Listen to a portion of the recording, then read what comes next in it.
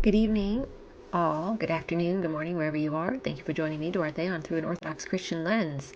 It is September 4th, 2025. One of my videos, I actually said August. Sometimes I say weird things that don't even make sense, but in any case, it is September 4th, 2025 today.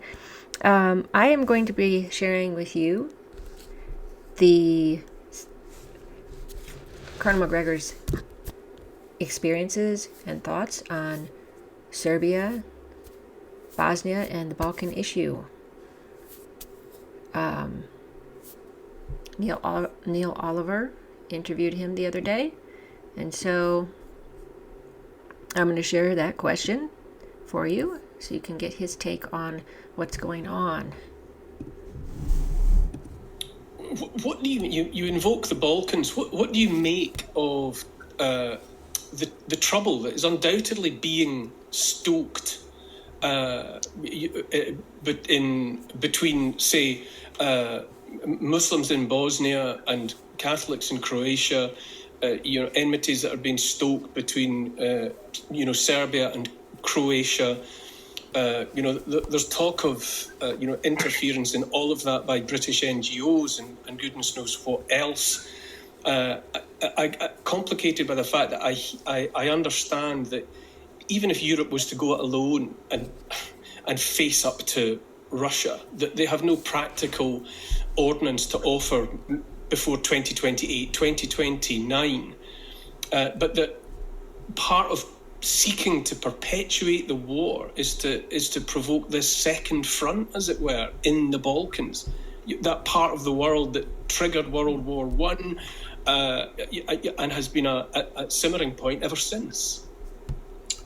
Well, setting aside World War I, because people made decisions in 1914 that led to war that in many cases they did not have to make. In other words, we have to understand that people decided to do things that could have otherwise been avoided. So it was not inevitable to have a war on the basis of what happened in Bosnia. Remember that there was one thing or one point on which everyone in the Balkans could agree, and that is that no one wanted a Muslim state on European soil in the Balkans. That was something everybody understood. And I was involved over there almost from the beginning. And I went through what happened in Bosnia-Herzegovina for our purposes, Americans, in 1995, all the way up through the Kosovo Air Campaign. Europeans did not want a Muslim state. What did we Americans and British do? Together, we created a Muslim state. No one wants it. No one ever wanted it. And this Muslim state is home to large numbers of people that we deemed enemies of the West. Mujahideen, Osama bin Laden's crowd, they were all heavily engaged here. They were engaged with the KLA, the Kosovo Liberation Army, against the Serbs. And in fact, at the time, many of us felt strongly that we had the opportunity in Tropoja in Albania to attack and destroy Osama bin Laden and his followers who happened to be there at a point in time. And we were collectively told, oh, no, they're on our side. Our side. Well, what does that mean? It didn't make any sense to us, but we went back to work. We had no choice. And we continued to attack the Serbs. Right now, Serbia is in a lot of trouble because they have an extremely corrupt government. And the man at the top of that government has tried repeatedly to sell out Serbian interests. There was on the table just a few months ago a plan to bring 100,000 African workers from Central Africa to Serbia. Well, the population almost went into complete rebellion. So that particular proposal was removed. And of course, Serbs said, why are you bringing in these Africans when we have people here who need jobs? And Serbs don't have enough jobs. Why would you bring in all of these African laborers? I mean, it's all cheap labor. I mean, this is sort of nonsense that goes on. And then we had a number of people that have tried to invest heavily there, actually from the Trump administration, the Kushner family and others. That has been obstructed because people said we don't want to lose control of our country to these foreign investments. There's a lot going on in the Balkans right now that is not good. And the Balkans feel very vulnerable to the West because they see the West now as a menace, pushing this globalism. And indeed, we do. I'm not sure President Trump completely understands it, because if this were laid out properly on a table and said, who are the actors and what's going on? And I know President Trump, he would be horrified at the globalist interests, but he doesn't seem to understand that that is deeply embedded in his administration. They keep calling it the deep state. It's not that. It's deep in the sense that there are a lot of people that just don't agree with anything that you and I are discussing, and they want to continue this globalist march. But the notion that it is a mystery who's in it and who's behind it is false. We know who these people are. They're permanent members of the permanent government who are committed globalists. Let's be frank. They're supporting all the things that we oppose in the Middle East and elsewhere. So I think Serbia is very vulnerable right now. We'll see what happens next, because every time it looks as though Vučić could be removed, Vučić pulls back from his bad policies enough to survive. And you're right, in Croatia, MI6 has been involved. I suspect we are too. We seem to be trying to cultivate or instigate the same kinds of neo-Nazi forces that we've seen in Ukraine, which makes no sense at all, but that's what we're trying to do. And I think it's failing. It's failing because the Croatian people and the Serbs themselves, they don't share this animosity. I mean, I spent some time over there, and I can tell you that war is over, and the Serbs and the Croats don't want to fight it again. And so I don't think this is going to work, but they are actively doing that. And remember that, unfortunately, Bosnia continues to be, much like Kosovo, a repository for a lot of Islamists and Islamist terrorism and a lot of corruption. And they communicate with each other through something called the Sanjak, that is a corridor that runs between Muslim Bosnia into the Albanian area of interest. It's a problem. And if you want to know where the Mexican drug cartels were able to purchase Javelin missiles from Ukraine, well, a lot of it was on the marketplace in Kosovo. Okay. Very, very interesting information from Colonel Macgregor. Let's go over what he said. He talked about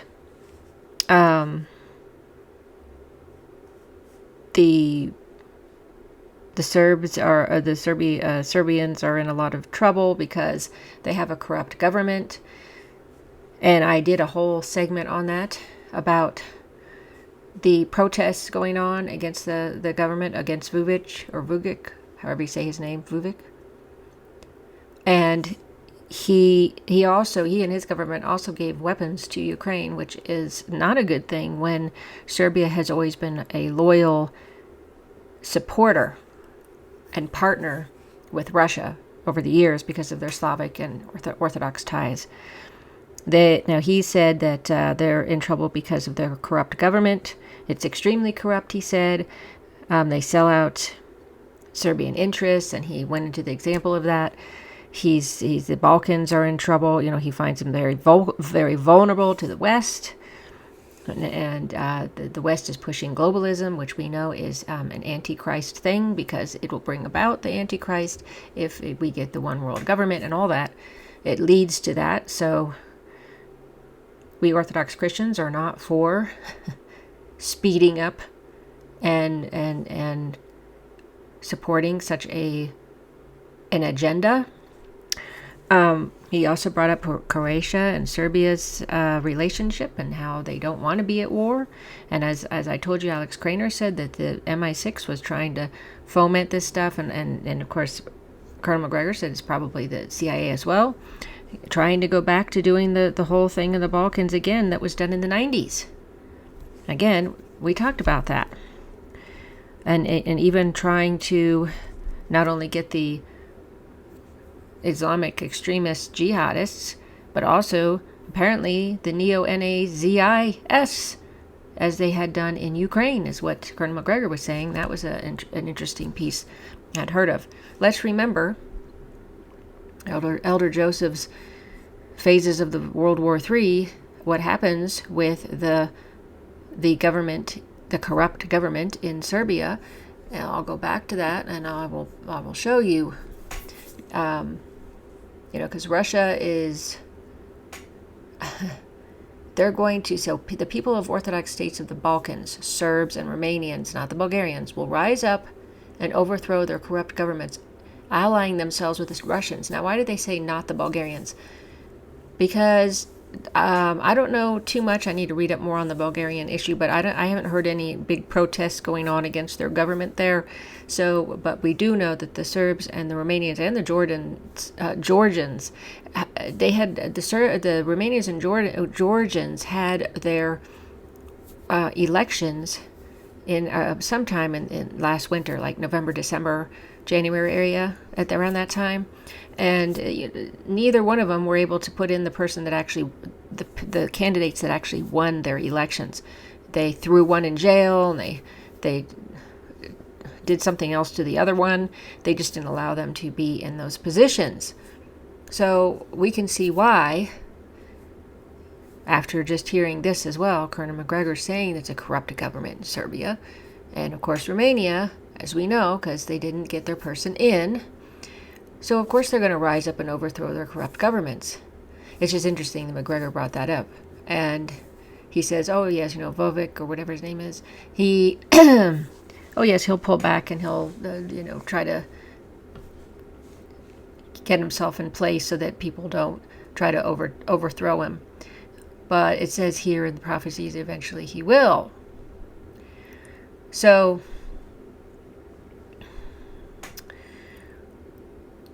this is what I was getting at, because Elder Joseph had talked about this instance in like 2007 or 2009, around that time. So that's important to know, and it's even mentioned a little bit above here on this area here, while we're waiting for the second phase of the Iran-Israel conflict. It says, but war will also break out in our neighborhood. That means in Greece's neighborhood, which is the Albanians, Croats, Bosnian Muslims, Americans, and a few NATO members, against the Orthodox in Russia and Serbia, of Russia and Serbia. So see, we already know this is happening. They're trying to instigate all this stuff. So I just wanted to show you that portion of the prophecy and how Colonel Macgregor saw, and he was in the 90s war in that area, so he has firsthand experience. So I wanted to share that with you. Thought it was important. Please, if you want to, share your thoughts on this. I thought it would be good to know. Any knowledge I can put forth is hopefully helpful to you. And anything you want to put in under this video, maybe you have some thoughts, maybe you even live in that area and you can say what's going on with the government there. Okay, so thanks so much for watching. Thanks so much for following my channel, and I hope you're having a great day, evening, morning. Until next time.